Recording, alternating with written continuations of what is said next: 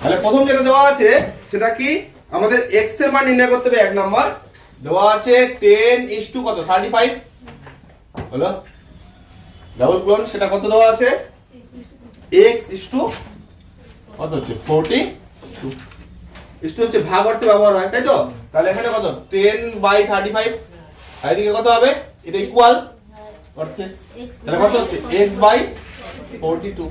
আমাদের কার মান বের করতে হবে x এর মান।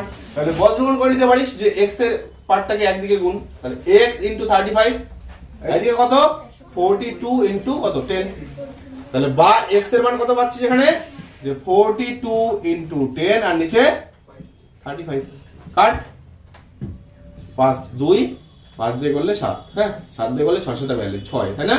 তাহলে x এর মান কত পেলাম? তাহলে পরের নম্বরটা কোনো অসুবিধা হবে? একদম একই রকম ভাবে করে নিতে পারবি। বোঝা গেল ব্যাপারটা? এইভাবে আমাদের এখান থেকে x এর মান বের করতে হচ্ছে। পরেরটা দেখ x এর মান বলছে, সেই x এর মান বের করতে হচ্ছে। পারবি এগুলো? এবার প্রত্যেকটা একটা একটা করে করে নে। 2 এর 1 নাম্বার দেখ কি বলছে, চতুর্থ সমানুপাতিটি নির্ণয় করছে। আমরা এখনই সূত্র শিখলাম যে আমরা ধরে নিব সেই চতুর্থ সমানুপাতিটি কি x। এখানে কি বলতো একটা অঙ্ক হয়ে গেল, তারপরে এবার কি হচ্ছে সেই অঙ্কটা টোকার জন্য আবার কিছু টাইম দেওয়া হবে, এরকমটা না। তাহলে যে কোথায় কি যদি কোনো একটা অঙ্ক বুঝতে পারছিস সেটা ব্যাপারটা আলাদা, সেটা রিপিট করে বারবার বোঝানো যাচ্ছে। এবার কি হয় যদি আমি অঙ্কটা 5 মিনিট ধরে কোনো একটা অঙ্ক করলাম, তারপর তোরা আবার 5-7 মিনিট ধরে টুকবি, এটা সময়ের লস।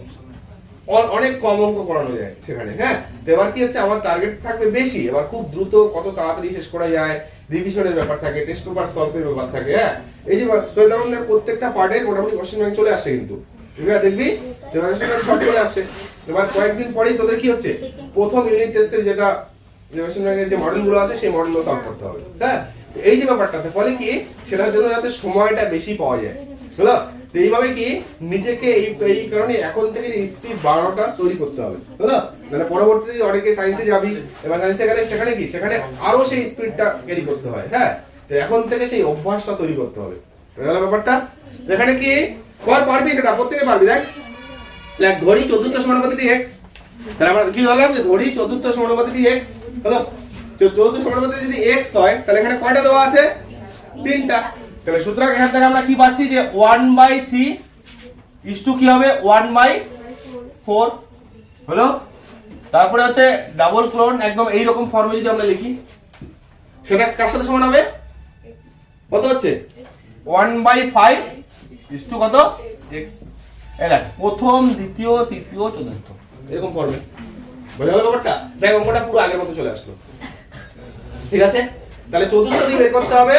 আমরা চতুর্থটি ধরে নিলাম x, তাহলে প্রথম দ্বিতীয় তৃতীয় তো দেওয়াই আছে, তাহলে চতুর্থটি আমরা x বসিয়ে দিলাম। তাহলে পরের লাইন সেম, তাহলে কত হচ্ছে 1/3 ইনটু কত 1 বাই মানে ডিভাইডেড বাই কত 1/4, আর এখানে 1/5 ডিভাইডেড বাই x। তাহলে আমাদের টার্গেট যেহেতু x এর মান বের করা, বজ্রগুণ কর, তাহলে বা কত হচ্ছে 1/3 ইনটু x, আর এদিকে কত হবে বল 1/5 ইনটু কত 1/4, তাই না? সমস্যা আছে কি? দেখ এখানে যে 1/3 ইনটু x আর হচ্ছে 1/4 ইনটু 1/5 কমপ্লিট। পরের লাইনে এখানে কত হচ্ছে উপরে 1 ইনটু x মানে x/3, আর এদিকে কত 1/20। তাহলে এর পরের লাইনে জাস্ট 3 টাকা দিয়ে গুণ করে দে, তাহলে বা x এর যে মানটা সেটা কত 3/, তাহলে 3/20। তাহলে যেটা চতুর্থ সমানুপাতি হলো সেটা কত 3/20 কমপ্লিট, ঠিক আছে? এবার দেখ নাম্বার 3 এর আন্ডারে যে অঙ্কগুলো আছে এখানে কি বলছে, এই এখানে কি বলছে তৃতীয় সমানুপাতি, মানে তিনটার ক্ষেত্রে কি বললাম প্রথম বাই দ্বিতীয় ইকুয়াল কি দ্বিতীয় বাই তৃতীয়। তাহলে তিনটার ক্ষেত্রে ধরে নিব, তাহলে আমরা তৃতীয় সমানুপাতি ধরে নিব হচ্ছে x, তাহলে কি হবে প্রথম বাই দ্বিতীয় আবার দ্বিতীয় বাই তৃতীয়। দেখ ধর একটা করে নে, একটা করে বাকিগুলো বাড়িতে করিস। 3 এর 1 নাম্বার পিছনে কথা বলছিস প্রচুর, কিন্তু তৃতীয় সমানুপাতি আমরা ধরলাম x, তো সূত্র কি হচ্ছে প্রথম বাই দ্বিতীয় ইকুয়াল কি হচ্ছে দ্বিতীয় বাই, তাহলে এখানে প্রথমকে যদি আমি প্রথমটাই বলি তাহলে কত 5 দ্বিতীয় কে 10 ইকুয়াল কত হবে বল 10 বাই x বাস তাহলে 5 ইনটু x তার মানে 5x এদিকে কত কত হচ্ছে 10 ইনটু 10 100 বাই এখানে উপরে উপরে কেটে দিলেও হয়ে যেত হ্যাঁ তাহলে x কত হচ্ছে 100 বাই 5 তাহলে কত পাচ্ছি তাহলে x এর যে মানটা পেলাম সেটা হচ্ছে 20 কমপ্লিট নো ডাউট নাই তো এইভাবে আমরা দেখ বাকি ওগুলো করে নিবি পারবি প্রত্যেকটা হ্যাঁ তাহলে এখানে তারপরেও যদি কোনো আটকায় পরের দিন করে নিতে পারবি হ্যাঁ চারের আন্ডারে যে অঙ্কগুলো দেওয়া আছে সেখানে কি বলছে মধ্য সমানুপাতি নির্ণয় করতে মধ্য সমানুপাতি মানে কি মাঝখানেরটা হচ্ছে তাহলে মাঝখানেরটা আমরা কি ধরবো x কত ধরে ডিজাইন কত এটা লেখ ধরি মধ্য সমানুপাতি x কত আসছে 20 তাহলে মধ্য সমানুপাতি x ধরছিস তাই তো বাকিটা কর হয়ে যাবে দেখ